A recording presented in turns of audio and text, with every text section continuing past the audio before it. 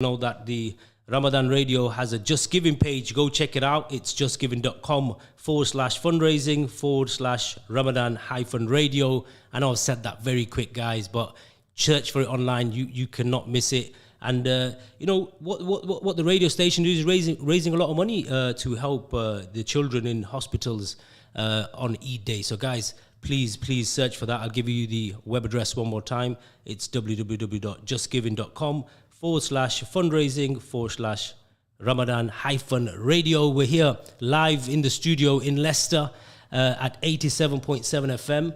To call the studio line today, it's very straightforward number here, and I've got to say it in rhythm. So the producer's looking at me right now. It's 0116 4822 086. And guess what? If you want to WhatsApp us or send us a message, and for our guests, you know, if you've got any questions for him about his journey, about his story, then please WhatsApp us on 0774 8855 055. Guys, again, this is Inspirational Stories with Naeem Brisco. Today we have a beautiful guest here. He has a very deep voice, I must say. His name is Dean Headley. Dean, I was going to say good morning, but we're not really in morning right now. So good midnight. Good midnight. How are you, Dean, today? How are you feeling? Good, brother. I'm very good, thank you. So, Dean, thanks for coming on the show today. It's Inspirational Stories. A lot of people in Leicester do recognise you and recognise your name for many things, as we'll continue on the story of your journey. So, we want to talk to you about your journey. Obviously, at the moment, currently, you're a boxing coach. Correct, you know, yes. I want to know what your life was like growing up and what led you to get into the boxing environment. Well, I've always been into boxing from a young child, but obviously my path led me down a different road at the time. So when you say path led you, when you say it led you in a different way, some obviously we're live on air. We don't want to say too many things, but what kind of examples could you give of the life you had in your early days? Well, some of the guys I used to look up to back then. It's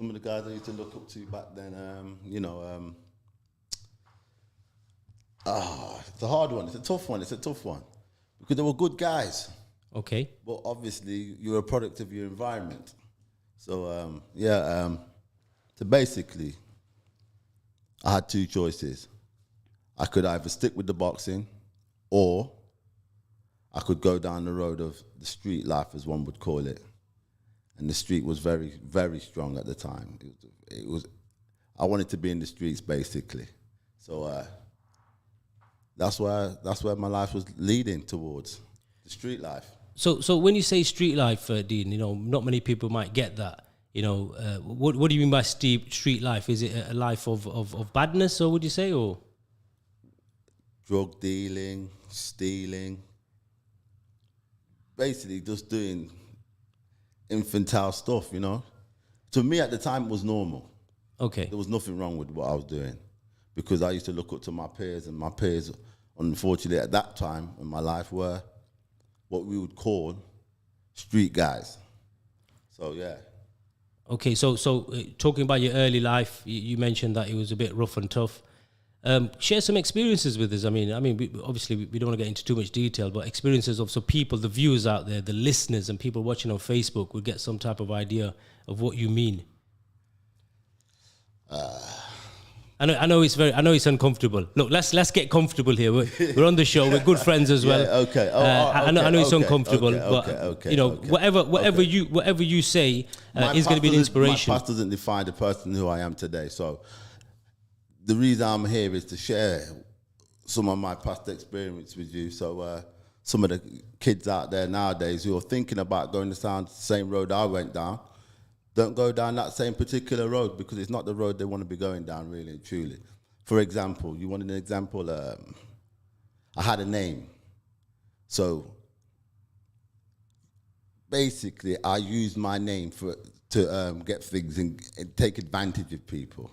Okay, and sometimes them advantages would involve violence, intimidation, and so forth. So your early days, we will class it as the street life and how it was at that time, and the things and examples you've given us of what you went through. You know, what do you feel led you to have that way of thinking at such a young age? I really, really wish I could tell you. All I could really put it down to was the elders, the older people around me. That's what they was doing. So in my eyes, that was the norm. Let's say if they was out there and they was playing basketball every week, or they was going to play football and stuff like that, possibly I'd be into that. But that's not what they was into. Do you feel like the environment that you lived in kind of like played a big part in it? Yeah, most definitely. Yeah, you're definitely a product of your environment. So, and a very small few amount of people actually make it. You know what I'm saying? From my era anyway. Like basically, there was no 9 to 5 guys. 9 to 5 means getting up, going to work, earning a decent crust. There was street cats, easy money, fast money. And that's what I was into. So we'll go back to the street life. I mean, a lot of our viewers will now understand how it was for you. I'm guessing it was quite rough and tough in them days. So where did the transition, how did this transition come to you becoming a boxing coach? How did it all start? Was there any events that took place in your life? Did you have an experience, or was it something that happened that changed? Because you got to remember, Dean, there's a lot of people listening and they're going to be inspired by this as well. It was always in me to do something good. Always. I'm not as bad as what some people may have portrayed me to be back then. Never believe everything you read in the newspaper type of thing. So, and like I said, I used to play on it. If this is what you think I am, I'll use it to my advantage. And I'm an intelligent person, so I just switched my intelligence into something else, channel it into something else, because the road that I was on wasn't a very good road to be on.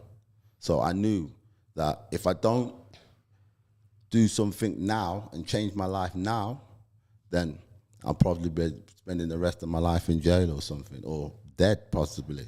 It takes a lot of courage to come live on air and talk about your story. And I know sometimes it's very difficult to do that, but credit to you to come on today. And one of the things you said, it's a pleasure for me to be here.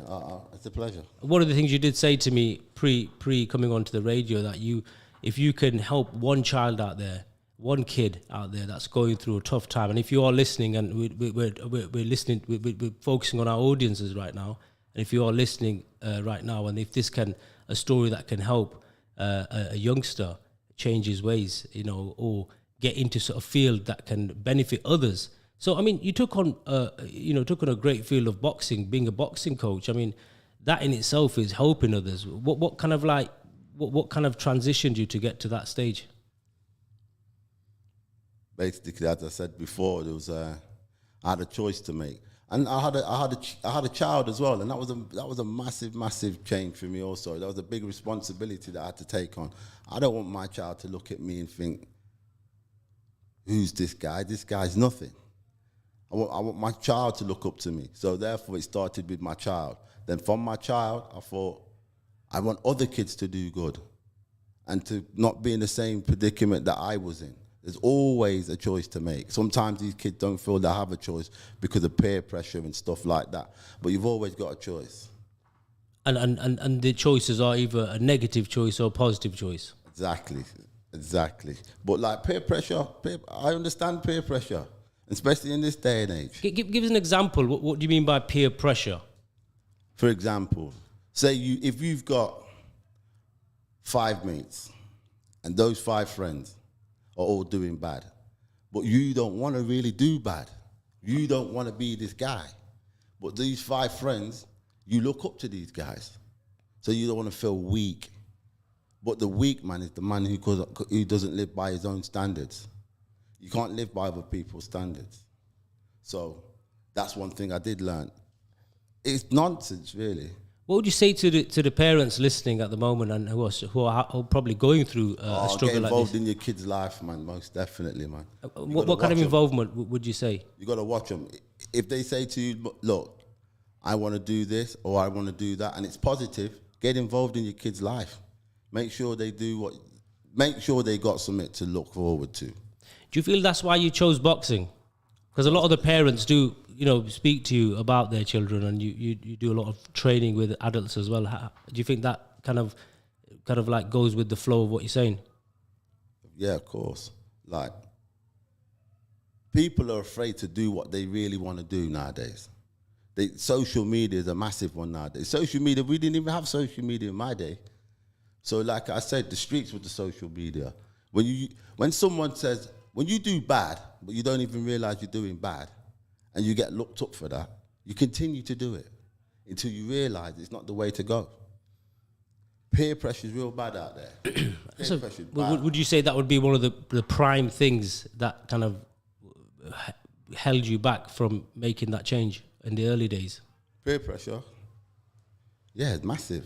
It's massive. You don't want to be the odd one out. You see your friends, they've got nice cars, they're driving nice cars, they're wearing nice clothes, they got the girls around them. But it's all artificial stuff. It means nothing in the long run. But at the time, it means everything. Does that make sense? Yeah, totally. I'm quite inspired listening to all this. Then you're the one left out. You're the one with the trainers with the holes in. You're the one who can't. No one paying you any type of attention, other than you ain't nothing. But really, you are something. So in terms of your transition, I mean, pre show we discussed your story. You came to the change of Islam. You took on Islam. How was that for you? How was that for you to make that change? It was 5 years in the making. It wasn't an overnight decision. And I'm going to be honest with you. It was such a hard decision to make because also growing up, you know me from growing up.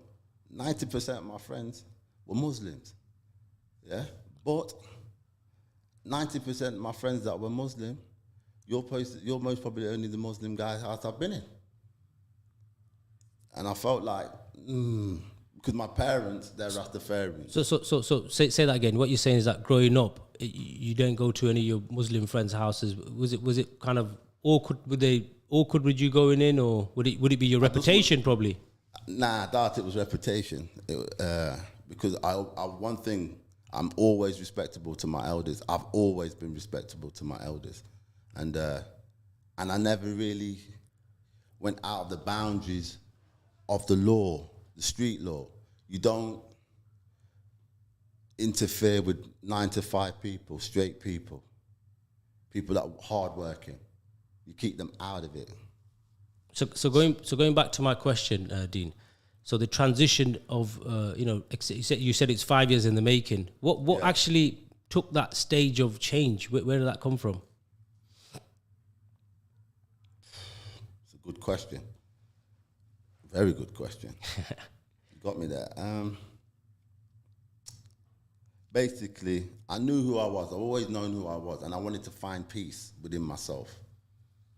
And I felt like Islam was the way to go. But not here, not in the UK, as I told you. Yeah. And when I came back to the UK, I thought that I'd be embraced by my brothers with open arms. But it wasn't like that. Do you know that I haven't been to a mosque in the UK?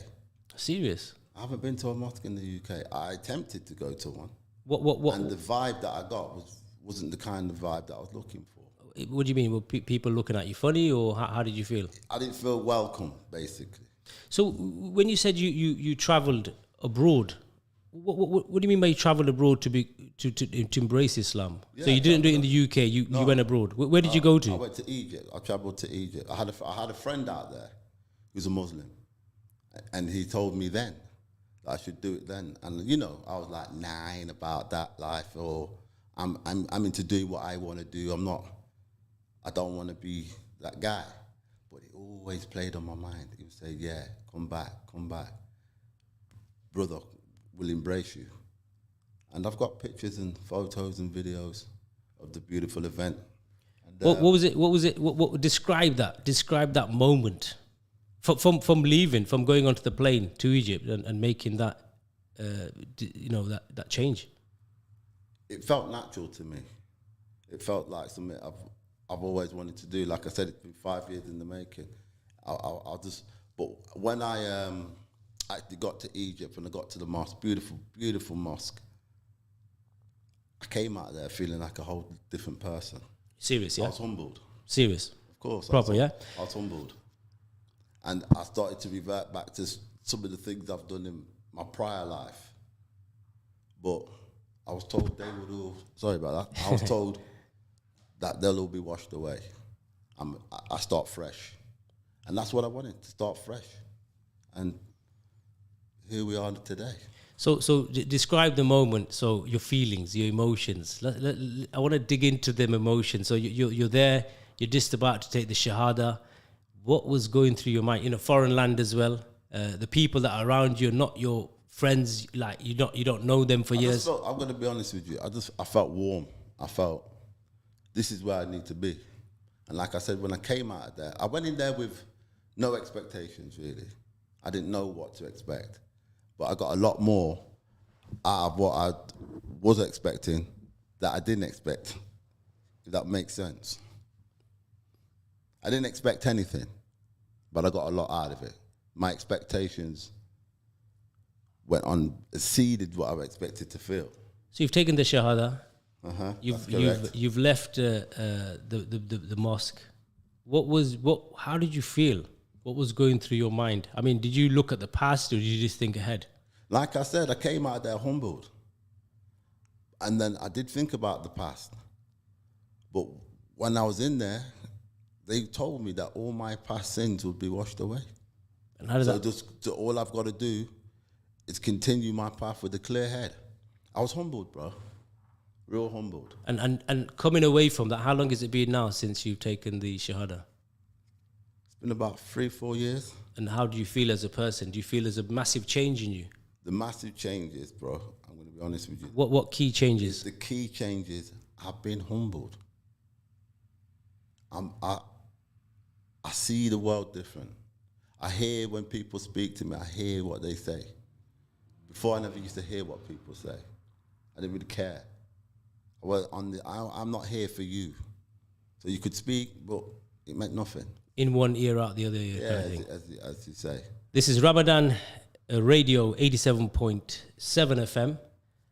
Inspirational Stories with Naeem Brisco. We have our guest here, Dean Headley. If you're just tuning in right now, guys, then it's a slow one. Usually in my shows we're up tempo, but I'm more of a listener on this show. I want to listen because I'm kind of getting inspired myself by this because obviously I know the history as well. So you've left Egypt, you've come back to the UK. What was the prime thing you wanted to do? Obviously, you mentioned your children. You know that was the first change, and then the religion, accepting the religion. What kind of things came around from there? What kind of changed you? What did you feel you wanted to make different and do for others, different for others? As I said, it humbled me, so I had to take a step back and have a look around and thought to myself, what am I truly good at? What am I really good at? I see. You know, when you just said that, I seen a big smile on your face right now, Headley. Today. Tell me. What am I good at? And I'm good at boxing coaching. I know a little bit about boxing. So I thought, you know what? Most kids like boxing. Most tough kids as well. You can draw them in with the boxing.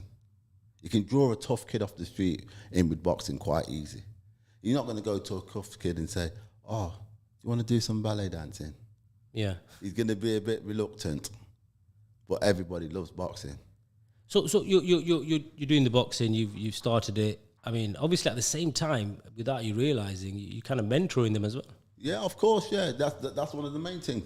So you got to mentor these kids, and that's what they need, a good mentor. And how would you mentor? Not just for the boxing art, but more of discipline and stuff like that.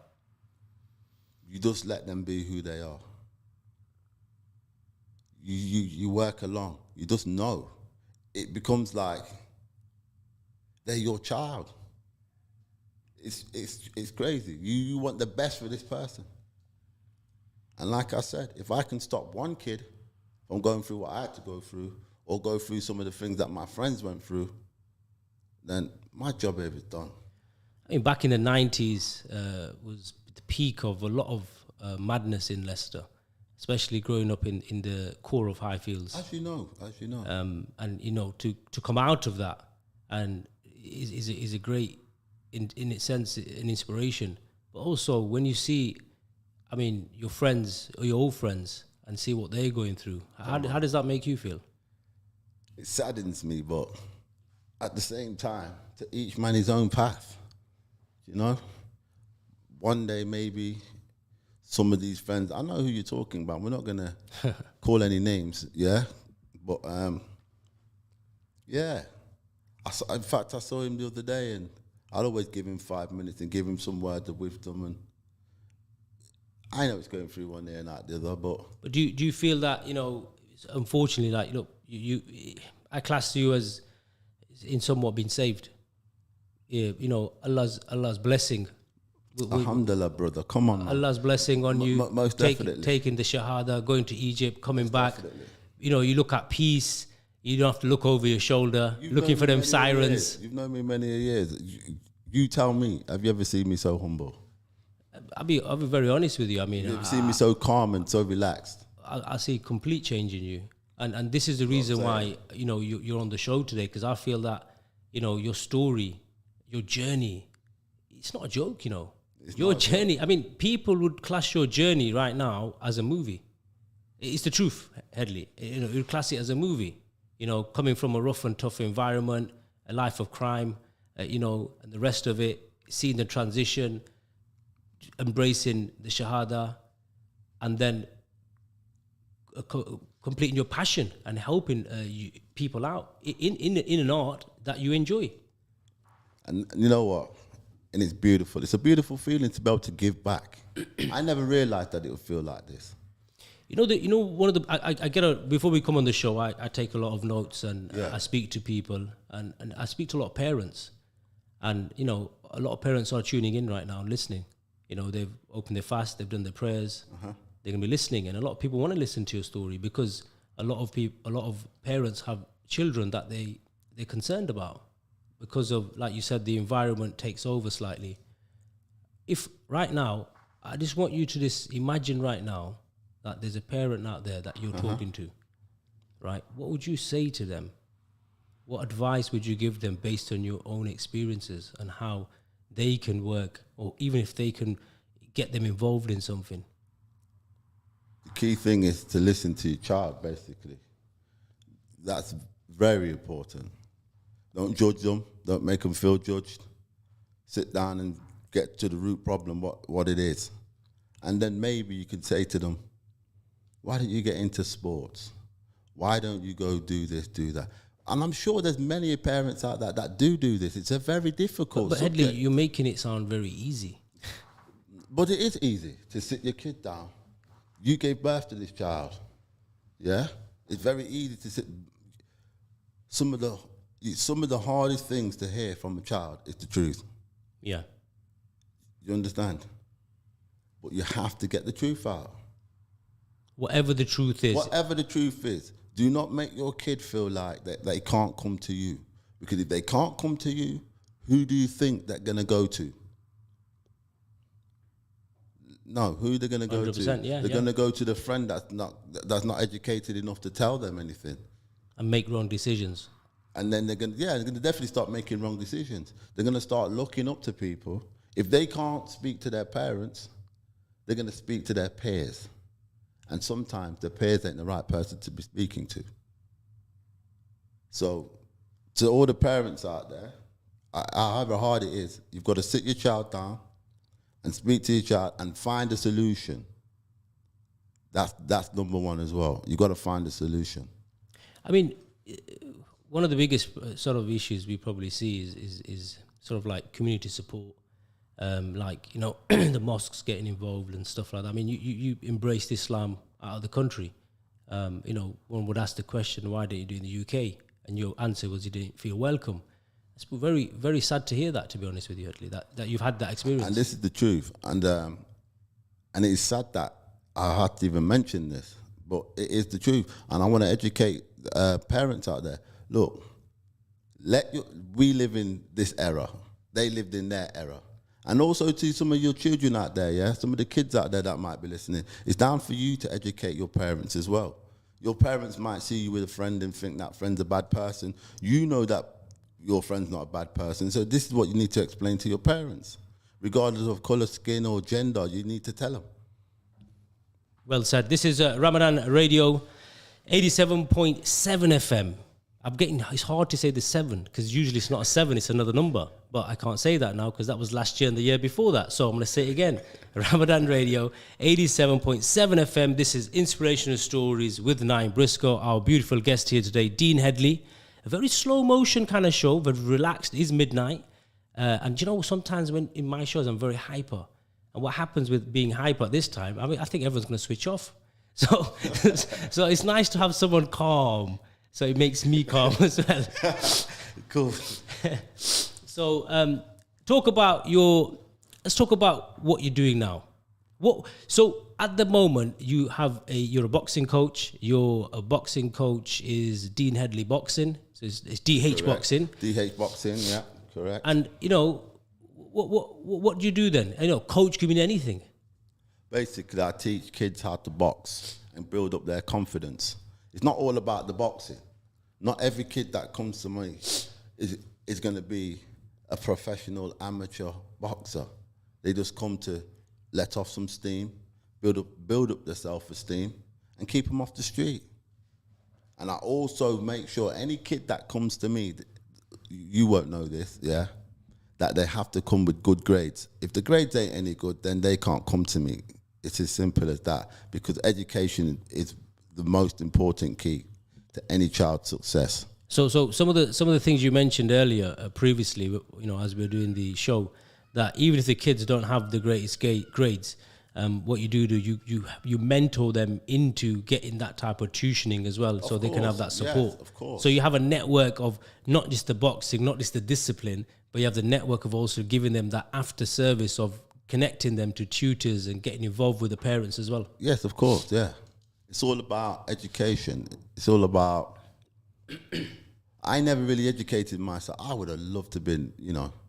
What would you love to be? What would you, like, if you studied, like, obviously, you said you're not studying. What would be your dream job right now?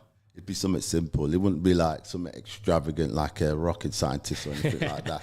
So just something to help the kids out, man. I wouldn't mind being a lawyer, but, you know, ones that help kids. Yeah, like juvenile children. Yeah, because I've been there, haven't I? I've done it. I know. I've wore the T-shirt, so I know what it entails. It's not easy to take a bad kid and turn him into a good kid, I can tell you that. It's very easy to turn a good kid into a bad kid. It's way easier to turn a good kid into a bad kid, I tell you that now. Way easier. You know, right now I'm looking at you right now, and I'm seeing a lot of emotion, because it takes a lot to share your story. And I don't think, you know, I've known you for many years, right? And I've never really seen you open up like this. So I'm for me, as presenting the show, I'm very grateful for it, because I know the help it's going to give others listening at the moment. You're welcome. And I hope there's a lot of people out there that thought they knew me but don't really know me, are starting to see a different side of me, and will embrace that. Inshallah. So you know, if any mosques are listening, we've got to get them to invite you now. You know, straight after this show, what might happen? My phone might go off the hook, and you might get multiple invitations. Yeah, if there's any mosques out there that want to invite me down there and make me feel welcome, then I'm more than welcome to come. I want to come. It's not like I don't want to come. I do want to come. Like I said, I think it's a bit of a shame that I had to go to a foreign country to embrace the nation of Islam. 100%. And you know, the thing is, I appreciate the honesty, and this show is about, you know, sort of like a case study and a study of you and how you feel and how you have seen things. So back to the boxing situation right now. So DH Boxing, you're doing your training, you got your kids, you got adults as well. What do you enjoy? What do you enjoy about your day? What do you love the most about what you do now? I like to see the improvement, not just physically but mentally, in some of my clients, because some of my clients come to me and they don't hardly ever say 2 words to anyone, but now the confidence has been built up. They talk, they're interactive with people. It's great. So a lot of development you see, and is that the most sort of enjoyable thing you see? Self-development. Of course, yeah. Can you give an example of a case study of someone that's training with you? You don't have to. We don't need a name of how. What have you seen improve, and how does that make you feel with that improvement? Okay, yeah, I've got one kid with me now. He was a bad kid, but there are no bad kids, basically. I don't like to say he was a bad kid. He was a misguided kid. Okay. Yeah, he was going down a very dark path. And everybody would shun this kid. He's been to different coaches, everything. No, we can't deal with him. We can't all this, that. I thought, has anyone ever sat down and listened to what this kid's got to say?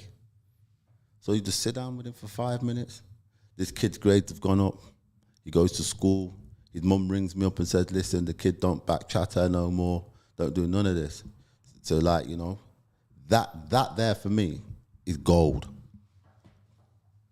So that's one of my biggest achievements so far in this boxing game. So one of your biggest achievements, that's brilliant. That's brilliant. So it's development of the children as well. So looking back many years, okay, I'm not going to reveal your age.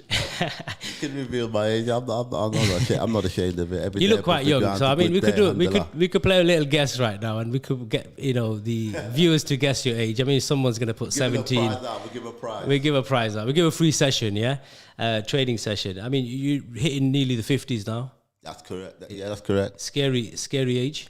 I mean, we're all going to get to them ages. All in good time.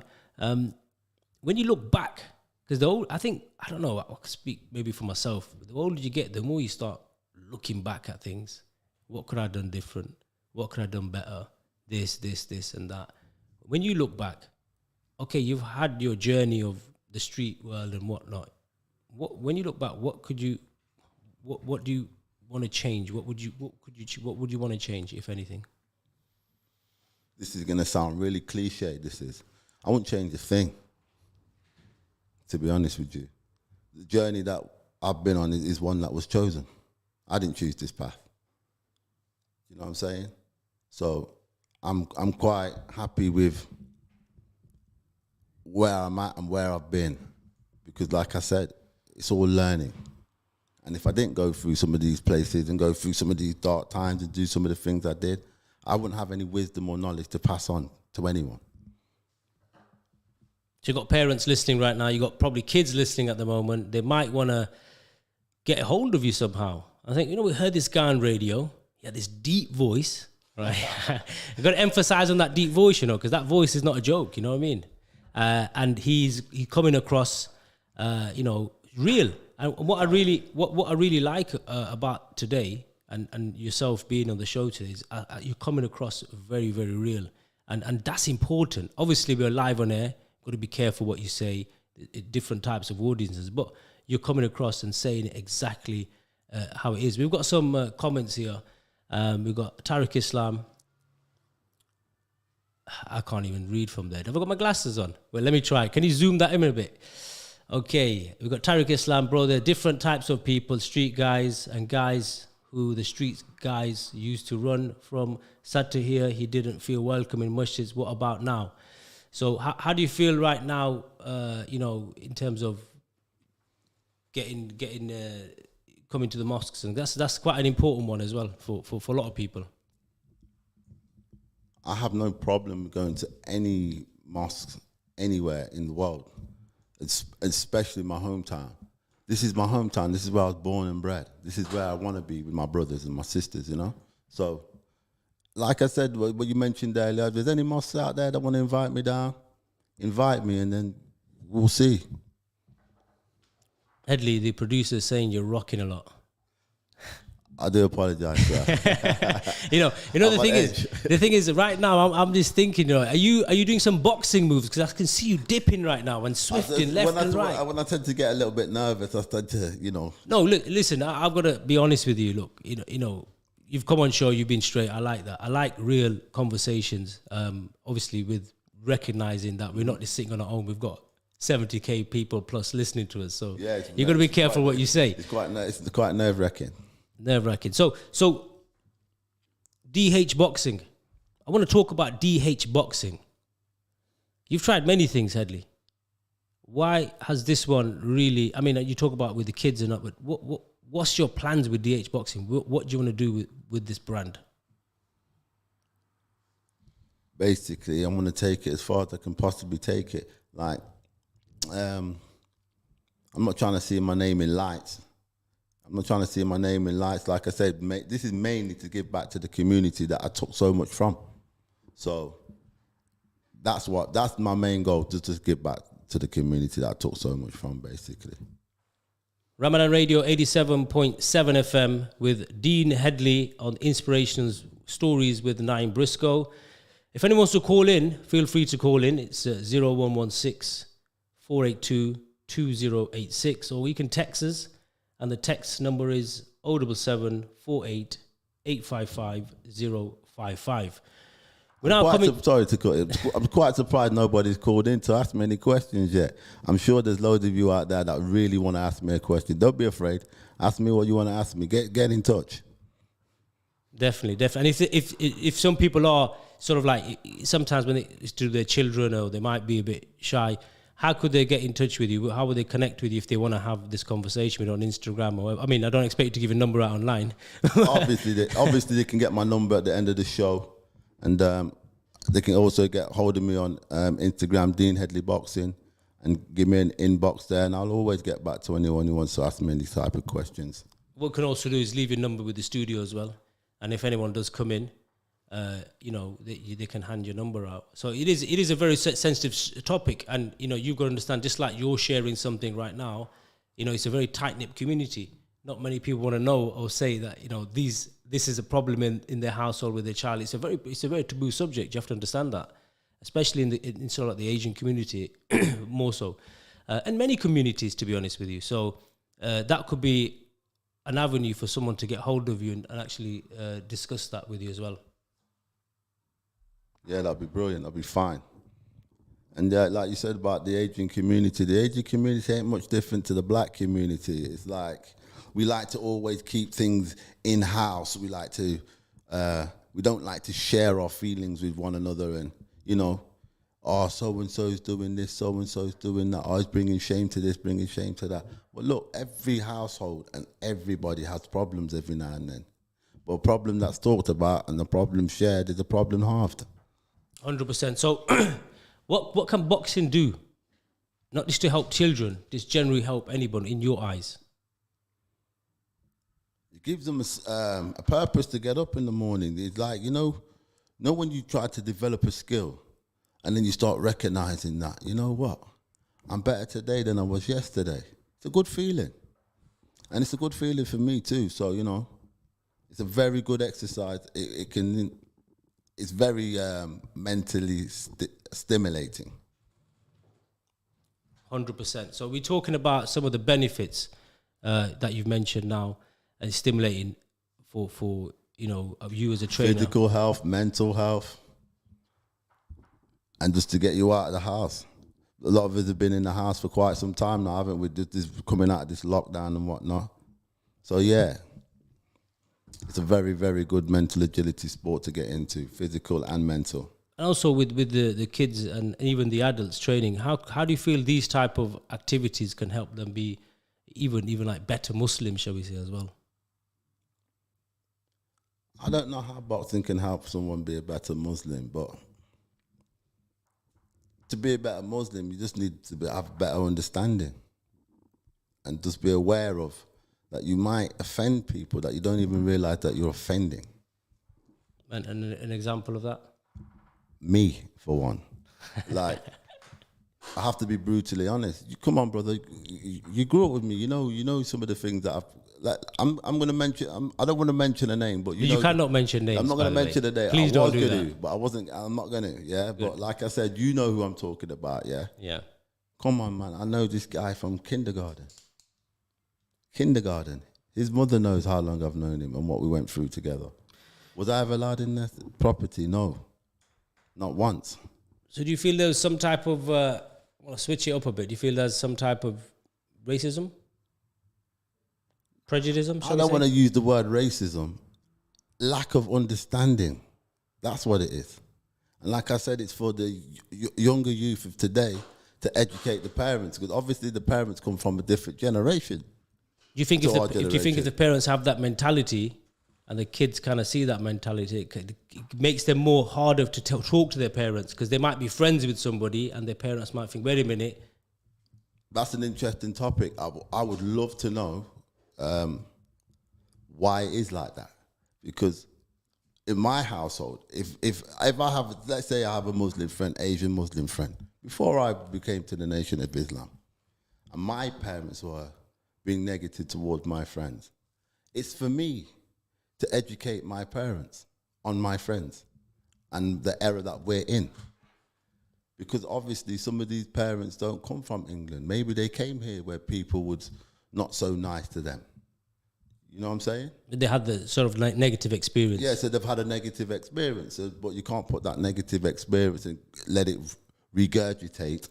It's for the younger youth. I don't blame any parents whatsoever for being weary, but it's for the children, my era, to educate the parents. And I think once you education is key, communication is key. Once you can educate people and let them know, look, this is how it is, and then peace and harmony. But it's not always the case. Like from your experience, what you went through, it's not always the case. I think after hearing what you most definitely not. But I'll be lying if I said I haven't experienced that. I would be lying, and I'm sure there's a few listeners out there that know what I'm talking about.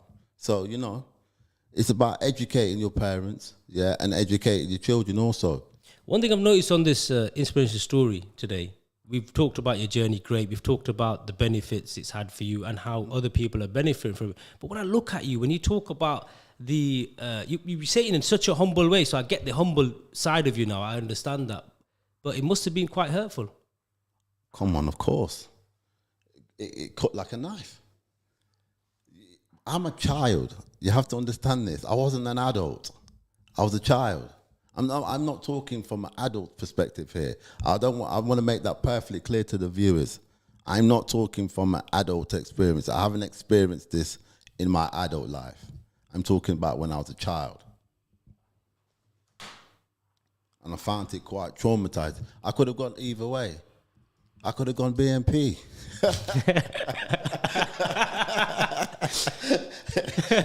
I'm joking. That's a good joke. I like it. But you know what I'm saying?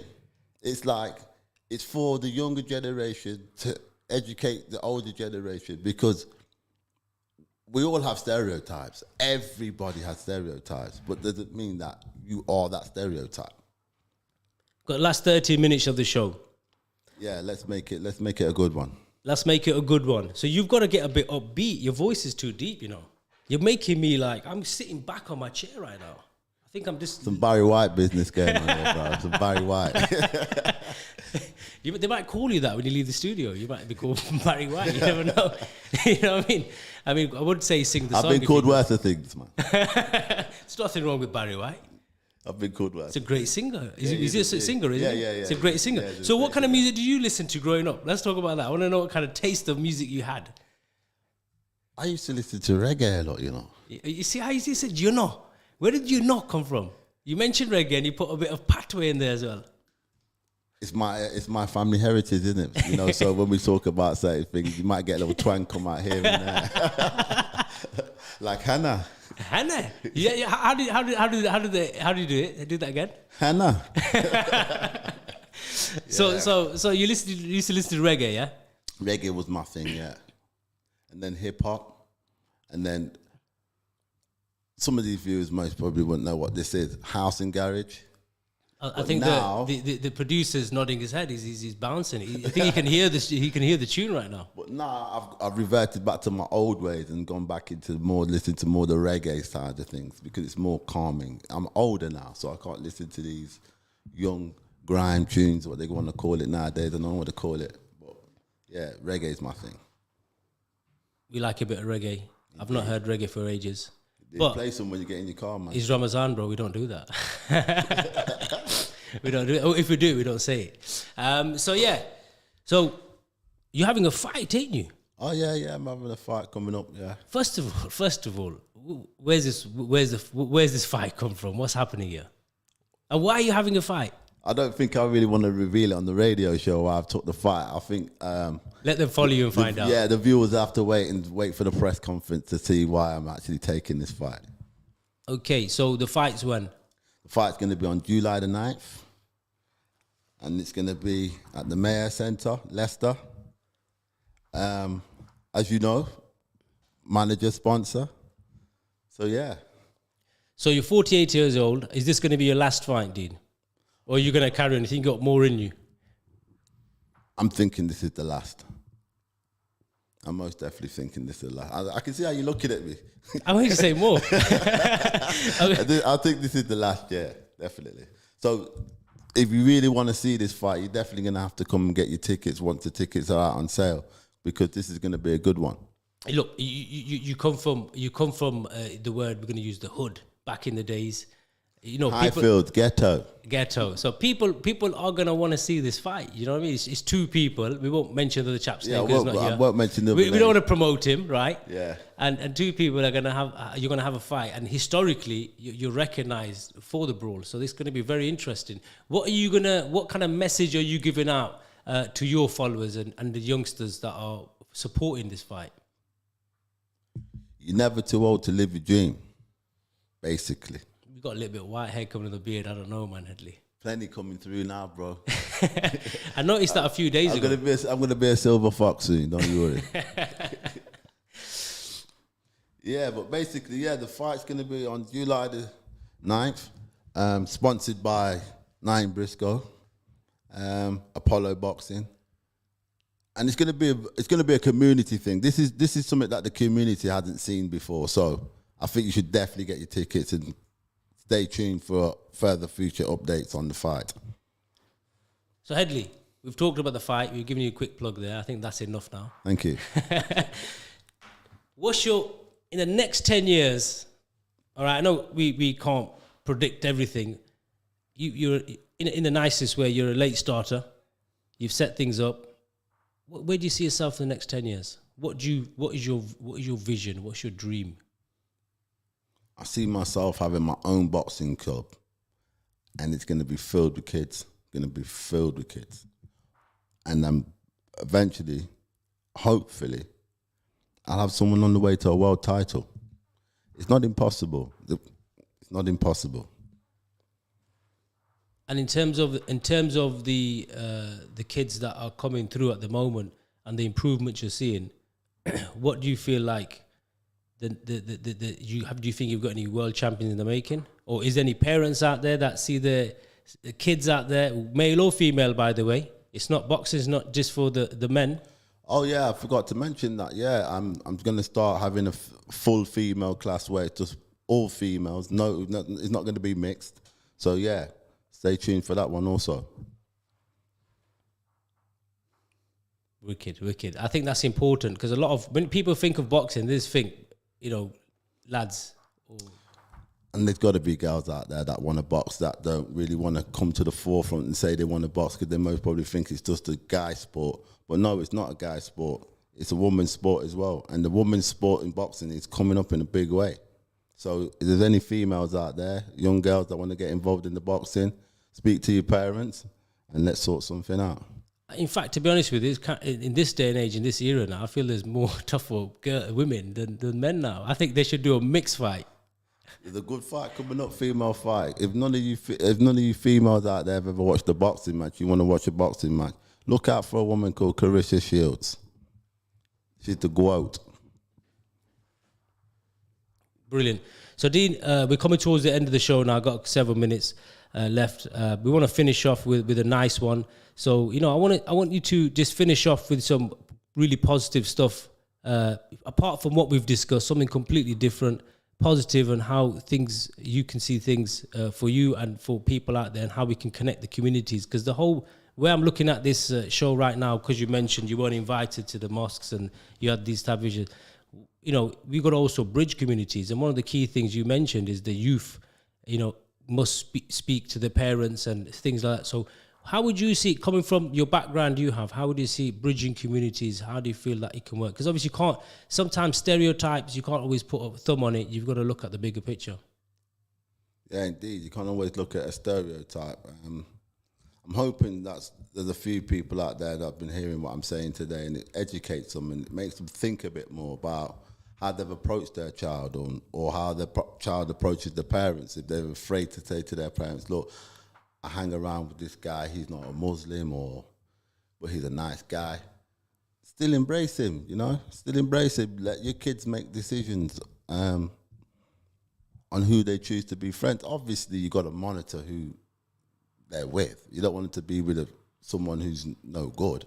Of course not. But if that kid's a good kid, give him a chance. I think one of the biggest challenges at the moment, to be honest with you, with parents, is social media. Because you can't keep a track on things. It's massive. You can't keep a track on things of how you could keep a track. When we were kids, our parents would monitor us nice. There was no mobile phones. You know, we'd go to the payphone to ring our friend. Yeah, definitely. You got to monitor. You got to monitor the social media activities, because that's a big influence on kids nowadays. They want to live the dream. It's basically just a dream. You got to work hard for things that you want in this life. You know, so parents, children, you got to communicate with one each other a lot more than what you are doing. So yeah, because I couldn't communicate with my parents. I'll be honest with you. How? What was the struggle there? Parents are disciplinaries, ain't they? They are, yeah. And I don't know what it was, brother. I really don't know what it was. So if you couldn't talk to your parents, how can you be telling the kids to talk to their parents? Look, I'll be straight with you. Because it's the mistake I made, not being able to speak to my parents at the time. I can talk to my parents now. That's a very good answer. You know what I'm saying? I can talk to my parents now, and the reason I could tell these kids that they need to communicate and not to be afraid of their parents, yeah? No, but it's an easy thing to say. It's an easy thing to say. So if you're talking to a if a kids are listening right now, and they're in the same boat as you, what you were when you were a kid, not scared, but finding it uncomfortable, what would you say to that child? It wasn't fear. I've never been fearful of my parents, because they've never ever gave me anything to be fearful for. It was just that I didn't feel that I could speak to them about certain topics and certain subjects that I could with my friend. But my best friends were my parents. Your best friends are your parents. That's it. So if you can talk to your friend about certain things, you should be able to talk to your parents.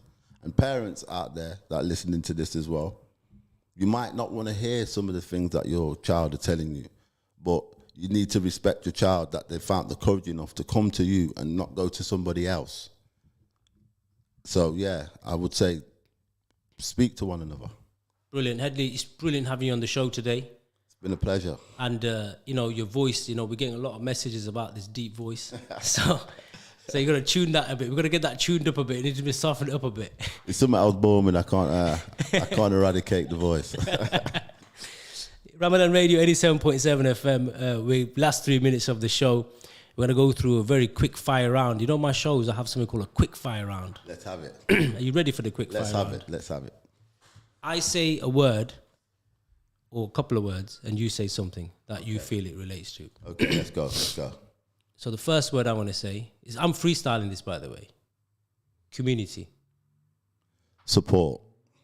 Parents. Guidance. That's very good. You're quite quick at this, Usually people take at least 7 seconds till they say that. But you're doing well. Okay. I said parents, yeah? Children. Communication. Islam. Alhamdulillah. MashaAllah. I love it. Yeah, I had to give you a little 5 on that one. You're quick. Ramadan. Oh, you got me there. Blessed peace be unto everyone. MashaAllah. And now we're going to talk about Highfields. By the way, for the listeners, Highfields is in Leicester. It's an area that Headley grew up in, by the way. My learning ground. Wow. My learning ground. The producers, I've never seen him smile like that. He's loving it. He's like, I want him back again. And then the last 2 that we've got. Friends. Be wary. Nah. Cherish. I'll give you 2 for friends because there's a pro and con, yeah? So go on. Cherish. And what was the other one? Be wary. Be wary. Boxing. My first and last love. Your fight. Apart from Allah, of course. It's my second love, rather. I made a mistake there. Please forgive me. Your fight. It's going to be sensational. So you jump off your seat there. Guys, it's been a pleasure having you in today, Dean Headley. It's been a slow show in terms of the momentum slow, but it's 12 o'clock, it's midnight. I don't have that type of energy in your voice. It just made me quite calm and relaxed. This is Ramadan FM, 87.7 FM. And we're going to give you 50 seconds to finish off the show, Headley. Thank you for anyone who tuned in. And if you see me out there, because I'm sure there's a few people that know me, approach me. Come and say hello. Come and speak to me. Let's speak about some of the subjects that you've heard on the show today. And yes, I'll be looking forward to some of the invites to some of the mosques. I'm really looking forward to that and being part of the community. Well, you are part of the community. You've been a big part of the community, and you are a big part of the community right now because you're doing a lot of stuff for the youth and you're doing a lot of stuff for the adults. And it's been a pleasure to have you on the show today, Dean Headley. Thank you so much. Thank you. It's been a pleasure to be here. Thank you very much. Ladies and gentlemen, this is Inspirational Show with Naeem Brisco. What a beautiful show today. And we have many more shows every Thursday at this time. Don't forget that link I gave you to donate and help the children. And this is a great show. This is Ramadan 87.7 FM. Peace and blessings from Brother